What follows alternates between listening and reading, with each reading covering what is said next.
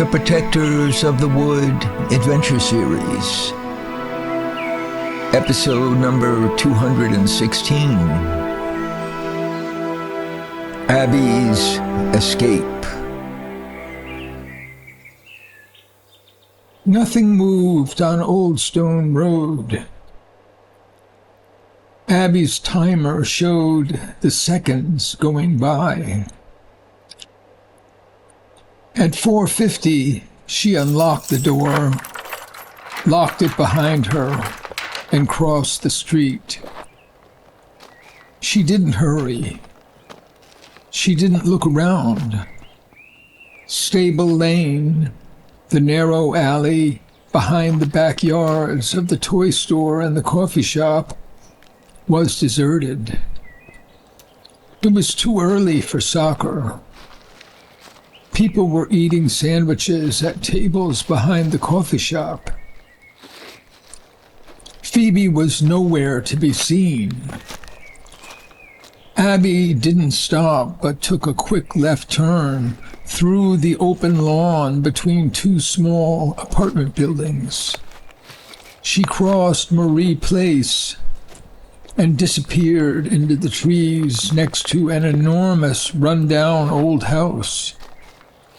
And then, bending to the right, she slipped into the trees near Main Street Bridge and went on through the willow trees bordering the river. Abby was thinking, "There it is! Cemetery Bridge!" The dark water through the arch looks low. This will be easy. The river is ankle deep at the edge. Here we go. Under the arch. I'm sloshing through knee-high water. But no harm done. There's the muddy bank, screened by trees. A few gravestones at a distance. We chose well. It's a perfect spot for a small boat to secretly come ashore. Abby waited impatiently.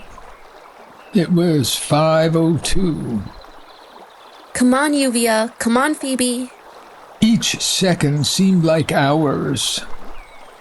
But suddenly a canoe appeared out of the shadows under the bridge, turned sharply toward the bank, and slid up the muddy surface. Lluvia jumped out and pulled the side of the boat up the bank. She held the boat there as Abby embraced her, kissing her on the cheek. Abby was thinking, She looks so young, but she was a grade ahead of me. Lluvia's black hair glistened. Her copper skin was chapped by the wind and the sun.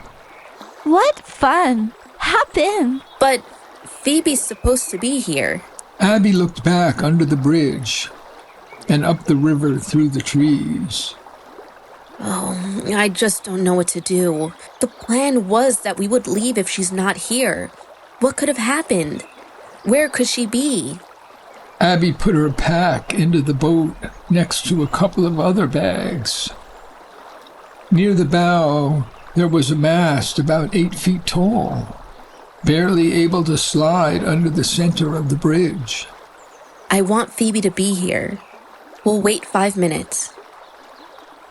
The stern of the canoe did not end with a point, but rather a flat edge that held a small outdoor motor, tilted to keep the propeller up out of the water. They waited in the shade. The bridge cut off the light of the sun sinking in the west. Suddenly, Phoebe waded out from under the bridge and said in a whisper, You're still here.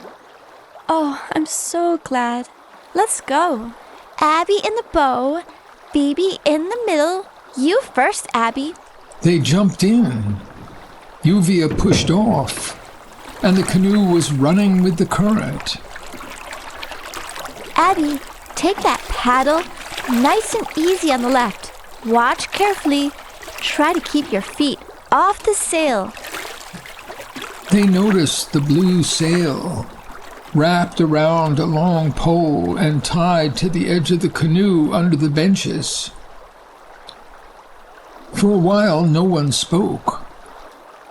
The view of the rushing water, the Winkle farm, the hills and the cliffs in the distance, it was all enchanting. The light breeze and the roller coaster feel of the current stirred their blood. The dark water glittered in the setting sun. The motor was not running. All was calm. Abby and Lluvia didn't make any great effort, but just kept the canoes straight and clear of other small boats coming upriver near the bank. They had a brief view of the town of Half Moon on the left and the park and docks on the right.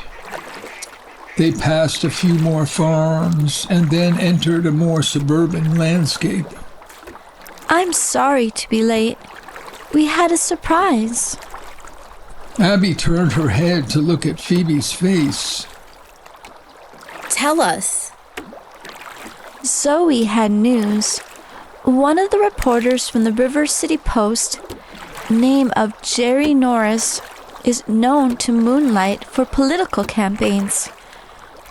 It's possible he's employed by Confidential Investigations, a well-known creepy outfit that works for big money. He's short, thin-faced, blue-eyed, pale, receding hairline, in his 30s. He goes around with a broad-shouldered guy. I remember them from the group that waits at the churchyard gate. We'll have to watch out for him at the event tomorrow. Abby was struggling to concentrate on the river. Phoebe, tell Sarah as soon as you can. They must have a plan for this sort of thing. There's more surprises. Sule came bursting into the toy store, pulled me into the back room, and said that Marcus had just come into the Phones and More store to buy a fancy new smartphone. When her father was occupied with another customer, Marcus whispered to Sule, "Change all your passwords. Wipe your phones and start over." Wow! Go Marcus! What did you do? It was already 4:15. Sule said she'd do her job for you and then find Nico and make security changes in their phones and computers. I ran down to the store and asked her father to wipe my phone and help me start over. He thinks my phone is too old to be any good. Said he'd wipe it and recommend a new one.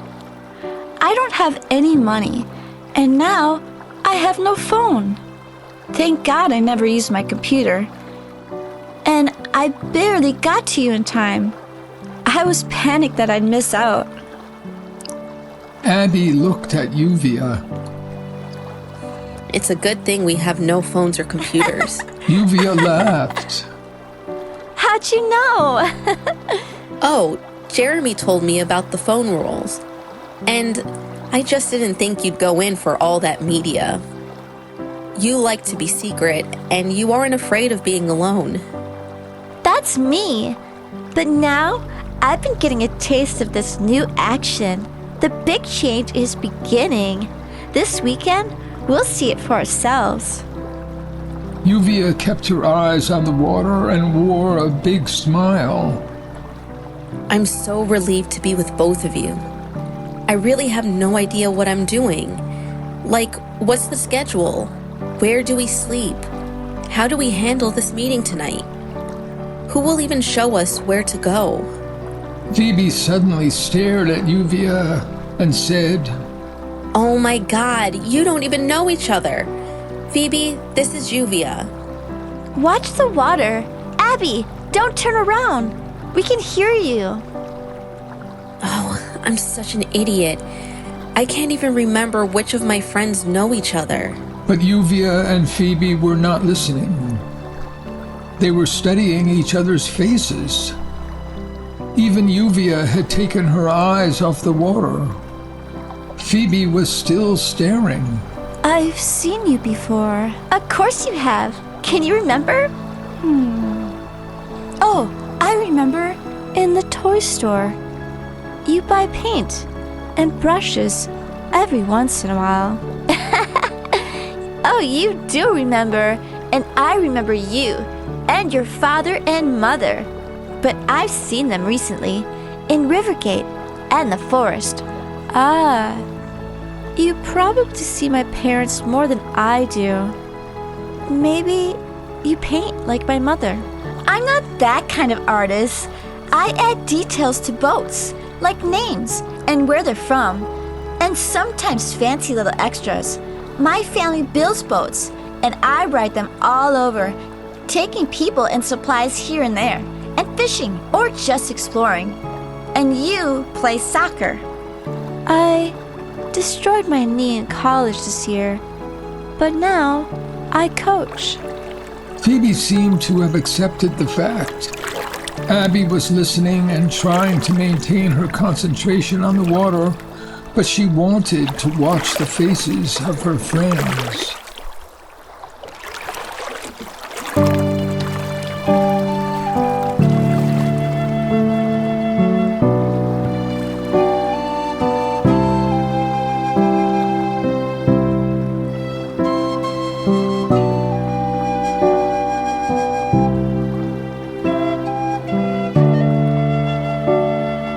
Your ship's been sailing on a bonny sea, storm clouds to weather, safe harbor to leave. Seems like it's all just like you'd want it to be. White caps and white sails on a bonny, bonny sea. When I was little, I learned it from you. Concentrate on living, and something sees you through. And now the time comes when I'll tell it to you. Both hands on the tiller, and something sees you through.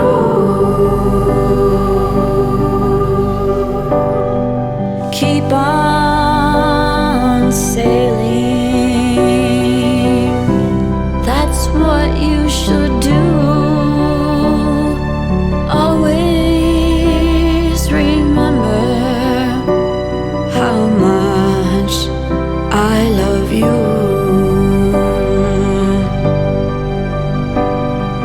Aren't we all sailing to a golden shore? White caps and white sails, who could ask for more? Seems like it's all just like you'd want it to be. With your eye on the weather and the bonny, bonny sea. Keep on sailing, that's what you should do. Always remember how much I love you.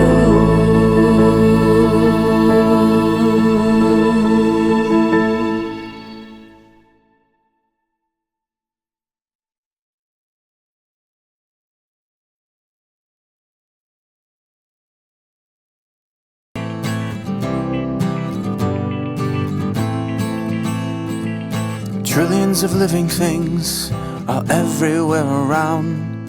Our lives are all planted deep into the sacred ground. There's everything to love and everything to fear. It's planet Earth in the universe and nature lives here. It's planet Earth in the universe and nature lives here. It's planet Earth in the universe and nature lives here. It's planet Earth in the universe and nature lives here. And nature lives here.